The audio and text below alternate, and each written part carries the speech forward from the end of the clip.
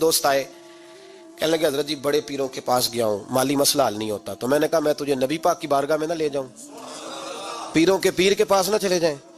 میں نے کہا سن تیرا مالی مسئلہ حضور حل کر دیتے. مشکات میں حدیث ہے, ایک صحابی نے کہا حضور غربت ہے, فرمایا روز رات کو سورت واقعہ پڑھ, تیرے گھر میں فاقہ نہیں آئے گا. اور یار بتاؤ جب نبی پاک نے کہہ دیا نہیں آئے گا تو آئے گا, حضور نے کہہ دیا نہیں آئے گا تو آئے گا, اللہ اکبر, آ ہی نہیں سکتا.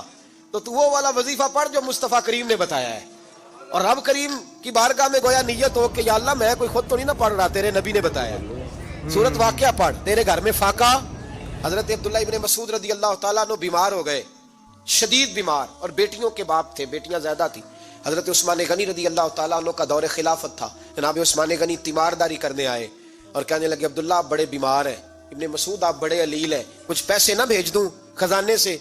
تو حضرت ابن مسعود کہنے لگے ضرورت نہیں. کہا آپ کی بیٹیاں ہیں کام آئیں گے. تو آپ فرمانے لگے میں نے بیٹیوں کو خزانہ دے دیا ہے. کہا کیا خزانہ دیا ہے؟ کہنے لگے میں نے اپنی بیٹیوں کو پابند کر لیا ہے, وہ رات کو روز سوتے وقت سورت واقعہ پڑھ کے سوتی ہے. تو نبی پاک نے کہا فاقہ نہیں آ سکتا, تو لہذا میری بیٹیوں پہ کبھی فاقہ نہیں آ سکتا. تو روز یہ تو کہتے ہو داماد جی سے کہ بھئی آپ مہربانی کرو, کو خرچہ بڑھاؤ, بچی بڑی پریشان ہے, تو بچی کو بھی ایک خزانہ دے دو, اس کو بیٹے روز رات کو سورت واقعہ پڑھا کر. رات سورت واقعہ پڑھے, صبح سورہ ملک پڑھے, دن کے وقت سورت بقرہ پڑھے. میرے نبی پاک صلی اللہ علیہ وسلم نے فرمایا جس گھر میں سورت بقرہ پڑھی جائے جن تو کیا شیطان بھی دوڑ جاتا ہے. تو کوئی جادو اثر کر سکتا ہے؟ تو ان وظیفوں پہ عمل کریں جو نبی پاک صلی اللہ علیہ وسلم نے ہمیں عطا کیے ہیں.